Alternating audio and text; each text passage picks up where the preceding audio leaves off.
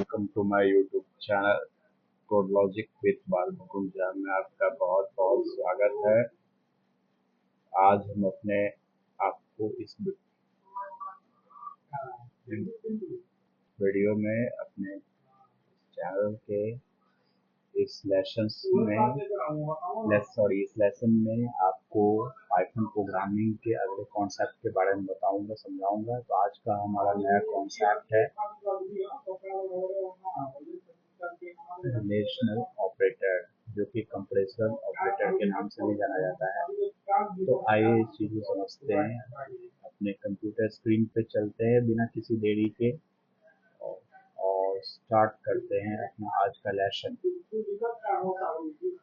तो सबसे पहले हम अपने वर्क स्पेस एरिया में आ चुके हैं। जैसा कि आप देख रहे हैं अपने स्क्रीन के सामने, हमारे वर्क स्पेस है पाइथन कंपाइलर का, जिसमें हम कोड को राइट करेंगे, उसको एग्जीक्यूट करेंगे और समझने की कोशिश करेंगे इस कॉन्सेप्ट को line by line.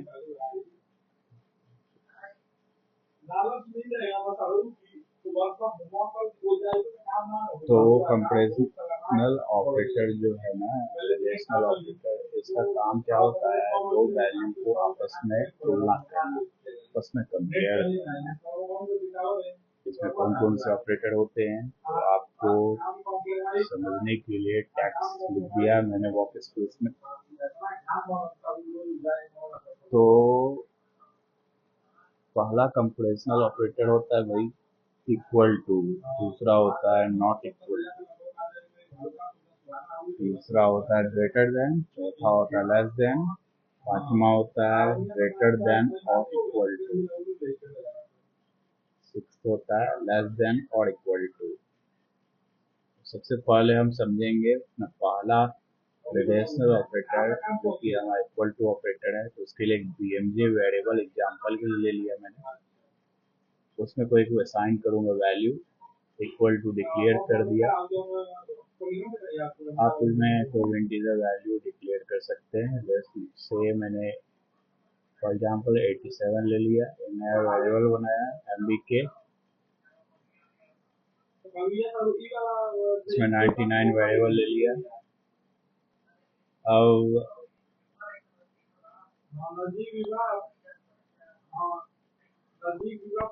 Print command लिखा मैंने, ठीक है, पैरेंथेसिस लिखा, अब पैरेंथेसिस को अंडर क्लोज किया, उसमें बीएमजे वेरिएबल लिख के, एमबीके वेरिएबल लिख के, उसके बीच में इक्वल टू का ऑपरेटर इस्तेमाल करके। अब इस कोड को लिखने के बाद यहाँ मैं आपको समझने के लिए एक एक्स्ट्रा लाइन ऐड कर देता हूँ, जो सिंगल लाइन कमेंट के तौर पर रहेगा। इसमें आप पढ़ के ये समझ पाएंगे कि लिखे हुए लाइन के नीचे किस चीज का एग्जाम्पल है।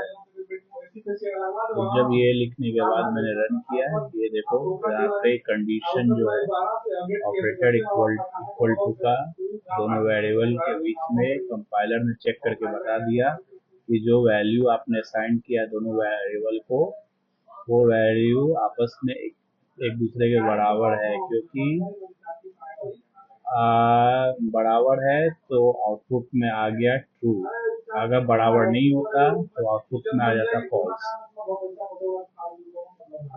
सेकंड पार्ट जो है हमारा, मतलब जो सेकंड पार्ट का जो सेकंड हमारा रिलेशनल ऑपरेटर है वो है not equal to. RTY variable declare किया है, 99 वैल्यू स्टोर किया है वेरिएबल में, फिर एक नया वेरिएबल बनाया YP, उसमें 86 स्टोर किया वैल्यू, तो प्रिंट कमांड डिक्लेयर किया, उसको पैरेंथेसिस लिखा, उसके बाद RTY वेरिएबल लिखा,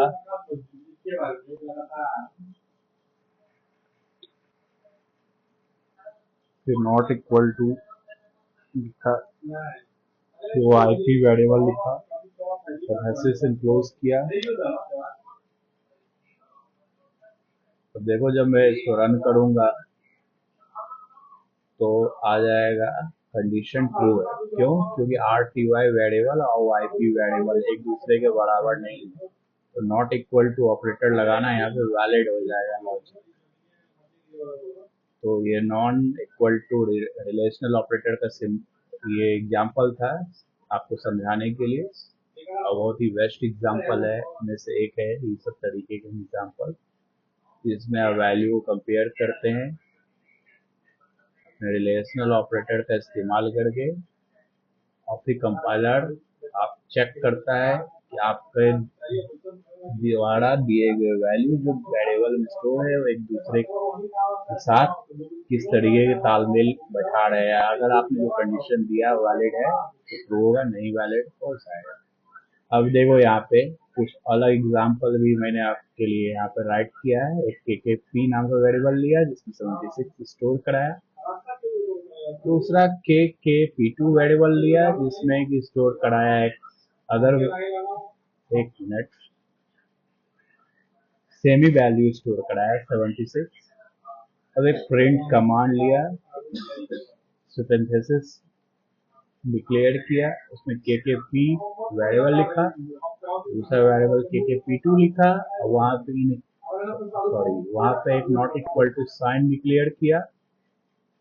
अब यहाँ पे क्या होगा कि दोनों वेरिएबल में मैंने एक ही तरीके का वैल्यू असाइन कर दिया, और दोनों वेरिएबल को कंपेयर करके मैंने कहा कंपाइलर से चेक करो, ये कंपाइलर की दोनों वेरिएबल जो है दूसरे के नॉट इक्वल टू है कि नहीं। अब जल्दी गाइस मुझे कमेंट में लिख के बताओ कि इसमें क्या आएगा आउटपुट विंडो में आंसर, फॉल्स आएगा कि ट्रू आएगा। तब तक मैं आपके लिए कमेंट आउट कर देता हूँ पुराने कोड के लाइन, ताकि वो एग्जीक्यूट ना हो, कंपाइलर उसको इग्नोर रखे।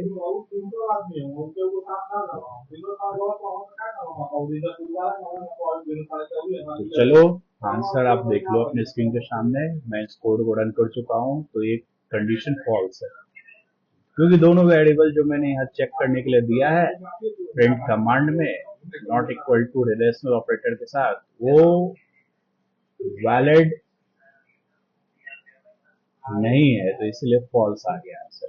क्यों? क्योंकि वैल्यू डिफरेंट है दोनों वेरिएबल के।